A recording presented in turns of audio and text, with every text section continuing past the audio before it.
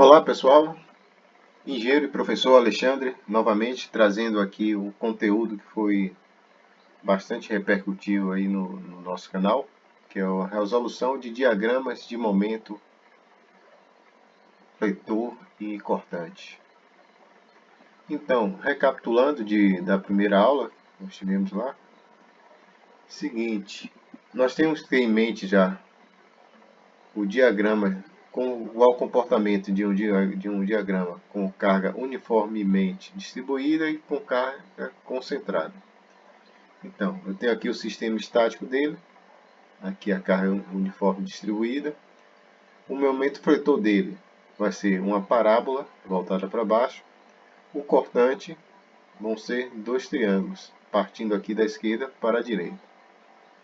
Já a carga concentrada, o momento fletor vai ser um triângulo isósceles, com o pico aqui no local da carga, e o cortante vão ser dois retângulos.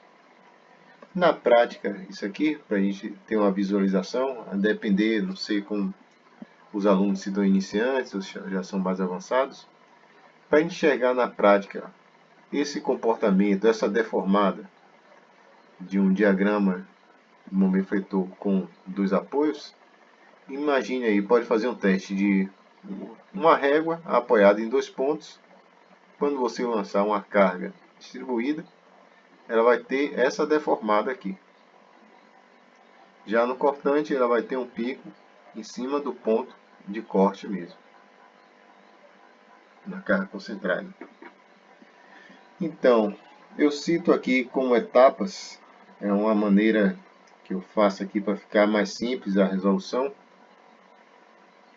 Eu cito como primeira etapa a discretização de cargas, caso ela seja distribuída, caso ela venha nesse formato. Se for nesse formato aqui é mais direto, se for concentrada ela é mais direta. Cálculo de reações, que vai depender da discretização ou não. Desenho e cálculo do diagrama de esforço cortante. Diagrama e cálculo do diagrama de momento fletor. Então vamos aqui ao nosso exercício de hoje. Esse exercício inclusive foi enviado pelo um amigo meu lá em Portugal, que ele viu um dos vídeos meu, entrou em contato e mandou aqui esse exemplo para a gente resolver aqui no canal. Então, eu tenho aqui uma viga com 9 metros, com a carga, ela não é uniforme, né? Ela é distribuída, mas não uniforme. Começando ela de 0,5 kN por metro e terminando em 1,5 kN por metro. Então, para eu achar aqui as minhas reações, eu vou ter que discretizar ela, transformar essas cargas distribuídas em cargas concentradas. Então, como eu faço isso? Então, eu imagino aqui, eu fazendo um corte aqui, eu vou ter um retângulo, que é esse aqui, de 5 kN, 0,5 kN.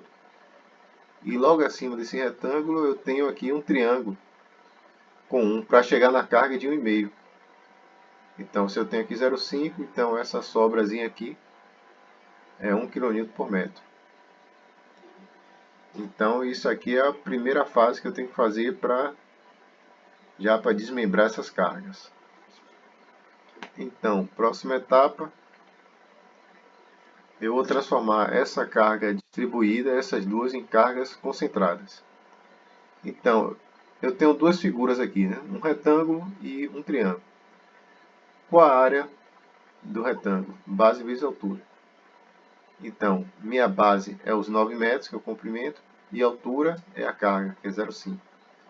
Então, 0,5 kN vezes 9 metros, corta metro por metro, vou ficar com 4,5 kN. E onde eu coloco essa carga? Essa carga aqui, ela é posicionada sempre no centroide da peça. Então, se eu estou aqui com um retângulo, o centroide do retângulo é outro conhecimento que a gente tem que ter lá da mecânica. Então, o meu centroide fica praticamente no meio, exatamente no meio do retângulo. Então, como eu tenho 9 metros, então eu estou a 4,5 metros, uma carga de 4,5 kN. Já a outra carga é um triângulo. Então, como eu resolvo essa carga aqui? Seara do triângulo, base vezes altura sobre 2.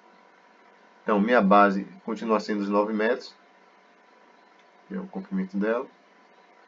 A altura é 1, que é aquele complemento que nós vimos, dividido por 2. Então, coincidentemente, vai dar 4,5 também.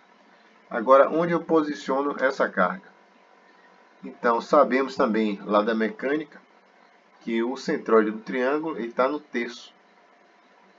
Então, no terço da maior carga. Então, como aqui eu tenho a maior carga do triângulo, então vai estar um terço. Um terço de 9, 3. Então, eu estou aqui a 3 metros, outra carga de 1,5 kg. 4,5 kN. Então, com isso, nós já podemos fazer as nossas reações. Então, para o cálculo de reações, eu tenho que fazer lá as equações de equilíbrio, que são 3. A equação de equilíbrio vertical, que é o FY. A horizontal, nesse caso aqui não teremos, que não temos carga horizontal. E a outra equação de equilíbrio é o somatório de momentos, igual a zero. Então, iniciando. Cálculo de reações igual a zero. Eu vou chamar o primeiro ponto de A e o outro de B. Então, reação de A e reação de B. Então, cargas verticais, o que é que nós temos? Para baixo, converter como negativo. Então, tenho menos 4,5 com menos 4,5. Então, somando essas cargas aqui, eu vou ter 9. Passando para o outro lado, fica positivo. Então, quer dizer que RVA mais RBVB é igual a 9. Só que nós vimos que o nosso exercício ele não é uniforme. Eu tenho um ponto maior aqui. Então, eu posso dizer que é meio a meio, que vai 4,5 para cada reação dessa. Eu tenho que fazer a próxima etapa, que é o cálculo de momento, para eu saber quanto de 9 kN está indo para o ponto A e quanto do 9 está indo para o ponto B. Então, eu faço o somatório de momentos no ponto A. Minha conversão, isso aqui é independente, cada um faz a sua, eu gosto de adotar isso aqui, no sentido horário positivo. Anti-horário de positivo, desculpa. Então, a primeira carga de 4,5 está no sentido horário, então ela é negativa. Então, menos 4,5, para o ponto A eu tenho 4,5 metros. Próxima carga, 4,5, negativo, que ela também está sentido anti-horário, vezes 6, que é a distância aqui até o ponto A. 4,5 mais 6,5. E a próxima carga é RVB. Essa daqui já está no sentido anti-horário, então ela é positiva. Então, esse RVB vezes 9. Então, positivo. RVA, por que eu não coloquei o RVA? Porque a carga em cima do ponto não gera momento. Não tem braço de alavanca para gerar momento em A, em torno de A. Então, resolvendo aqui, vou ter menos 20, 25, menos 27, RVB. Então, somando aqui, passando 9 para o outro lado, dividindo, vou ter 5 e 25. Então, meu RVB tem 5,25. Então, agora para eu achar o RVA, só eu jogar nessa fórmula aqui de cima. Eu vou isolar aqui o RVA, que vai ser 9 menos RVB, 3,75. Agora, uma dica aí para a gente saber se esses valores estão coerentes. Nós vimos que a maior carga está em B. Né? Ela sai aqui 0,5, sobe e vai ali para 1,5. Então, na prática, o apoio que tem o maior carregamento, ele vai ter a maior reação. Então, é lógico que o RVB tem que ter uma reação maior do que a RVA. Então, nós temos aqui a prova. 5,25, 3,75. Somando os dois, eu tenho que dar a carga de 9. Próxima etapa, nós já vamos à prática aqui do diagrama de esforço cortante. Como desenhar esse diagrama.